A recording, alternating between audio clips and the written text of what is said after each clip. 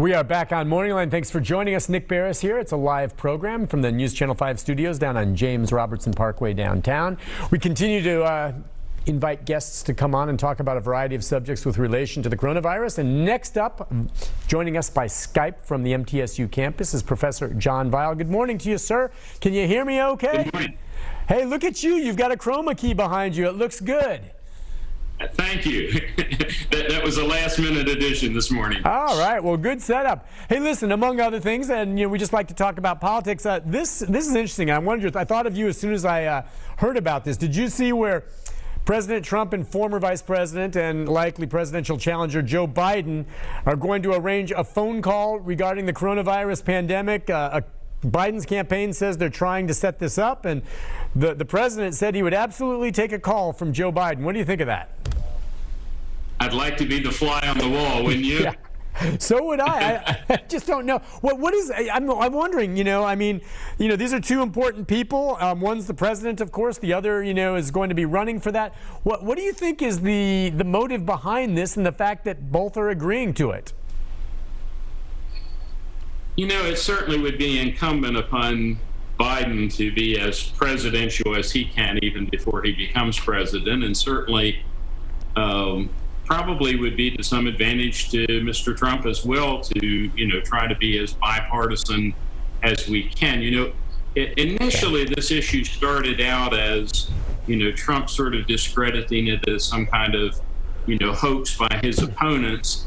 And I guess this would certainly be one way of indicating that, no, it's serious business, whatever party we are. We need to pay attention to it.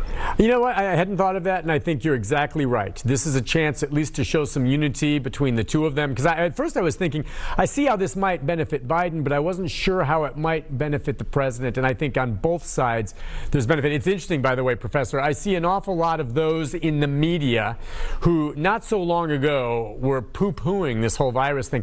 And they're all trying to go back now and erase those posts, We've all gotten religion on this one. Yeah. Well, look, I'm not one of them. From the day one, I knew this was something serious, and it made me sick that there were people out there thinking this was political, because that's one reason that's one reason we're in the pickle we are in right now, because we didn't react fast enough, because people were thinking there was something else going on, and it's just, to me, infuriating that journalists are on board with that. Well, again, I think the full, it was about a week or so ago when apparently Dr. Fauci and the other medical advisors sort of sat down and said, we're looking at something that could involve, as many as 100,000, 200,000 deaths. That's more than you get in many wars. That's very, very sobering. Yeah, exactly. Well, let's talk about this part, since we're on to talk a bit about the politics of it. It's obviously a presidential year like no other in history, and both campaigns are now virtual campaigns for the most part. Obviously, there's not going to be any handshaking rallies and packed crowds for these candidates and the president. So how do you think that's going to affect things moving forward, at least for the foreseeable future? Going to be a lot of unkissed babies, aren't there? Yeah, right. Exactly. That's a great question. Certainly, well, again, to take the most obvious, there probably will not be face-to-face debates. I wonder if we could have a Skype debate. That might be interesting. Sure. One of the most interesting things that's going on right now is, for many days, the president has had a press conference or briefing, I guess you would call it, that's some of which have gone on, the better part of an hour or more. And to many people's surprise, he got a little boost from this initially, even when it often appeared that he was being contradicted by the health authorities that he had on the podium with him. There's something, political scientists call the rally around the flag effect, which is, we saw it after 9/11, we saw it after the Gulf War, when the nation seems to be in crisis or under threat. We sort of rally around not only the flag, but whoever's there in the White House. And Trump, to this point, has actually profited from that. One of the lessons of history, though, is that sometimes these are fairly short-lived. I remember back in the George H.W. Bush era, after the war, he had like 85% approval ratings from all the United States. And people were saying there's no way anybody can beat him. Well, he ended up, being a one-term president. So these effects can be relatively short-lived. Yeah, it's very interesting what you said there about how it is. And you're right. There's always a rallying point, and that makes sense with what we're facing.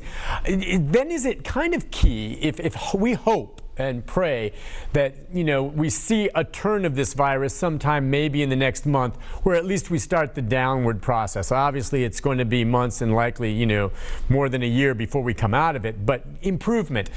Because that's at that point when that happens, folks can start looking back and with a more critical eye to determine whether or not their leaders from the top down acted as the way they should. And I think some of that, by the way, right now is going to come home for our governor here in Tennessee, who continues to refuse to issue a mandate on stay at home, okay? And he has news conferences every day. What do you think about that in terms of looking back? You want to rally around a governor or president right now because it's a real crisis. Sure. But later, when you go back and you decide, wait a second, was it that bad because our leaders didn't do what they should have? I think there'll certainly be a lot of reflection. I almost wish I could jump 10 years ahead and look back at what the historians are saying. One of the things to remember is that, Trump has touted two major achievements during his presidency. There have been others, but certainly the biggest has been the rise in the stock market, and the other has been the continuation and even the decrease in unemployment. And right now, both of those are in the trash can. And again, many people, I don't think it's completely fair to blame Trump for everything that's happened. On the other hand, I think he took credit for a lot of things that probably were not the direct effect of his policies either. So, if you live by the sword, sometimes you die by the sword. Yeah, the idea that... Or the stock market, as the case may be. Right. The buck stops here. And certainly the virus and what's happened with that. You can't pin that on him, but you can pin on him what the reaction has been to it and whether or not that worked that well. And that, again, right. the jury's still out to some degree, even though there's critics on both sides. And same thing here in the state of Tennessee. It seems to be the same issue with Governor Lee. So getting back to just the idea that this is a virtual campaign and we don't know how the debates will play out, I'm just curious, how do you think this is going to ultimately affect voting and voting turnout? And clearly, hopefully by November, we're to the point where we can go to a polling place. But if not, how are we going to vote? Well, I think Amy Klobuchar has been among those who has made some proposals for expanding early voting. Another possibility would be to expand the number of days and make sure that, people who do vote are spaced out, 6 feet or more. We certainly, I'm certainly hoping, and I haven't really heard too many suggestions that the election be postponed. We've gotten through the Civil War, 2 world wars, and a lot of other crises in our history without ever having to do that. So I think the elections will go forward, but I would hate to think that people would need to make the choice of, am I going to risk my life by going to vote, or am I going to stay home, and not vote? Yeah, that's why it seems to me they have to come up with something, be it more early voting or a way where you can vote from home, virtual voting, some way that's legit. Right. And then I just wonder, in general, though, I can't help but think if there are things like this that take place, would you imagine, though, that's going to greatly reduce voter participation? Or could it increase it? Depends on how early you start and how long you end.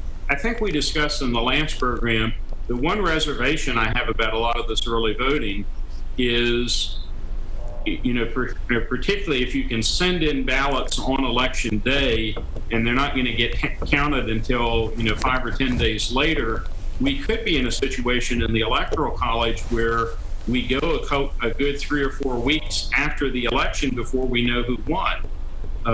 You may remember, I think it was in 2000, Washington State had a lot of votes coming in late, and my recollection is that it really wasn't, it was pretty clear which way it was going to go. But had it not been, we could have been waiting a lot longer than we, other than in 2000, that we had to wait to find out what the results of the election are. It's going to be interesting to see how this plays out, and it's different having you joining us by Skype, but I kind of like this setup. It's not bad, and you didn't have to drive all the way to town, though. I'll tell you, sir, traffic's not what it typically is. So, listen, I'm aware of that. Professor Weil, thank you for joining us today, and if we can, we'd love to arrange to do this on a regular basis with you. And Mary Elena, of course, will be back in touch. But you be safe, sir, and thank you again for joining us this morning. We'll do it. All right, that's Professor John Weil over at MTSU. Some interesting takes on the politics of it, and a lot to think about there. Listen, we'll take a break. When we come back, several of you on hold. The number up on the screen, 737-7587.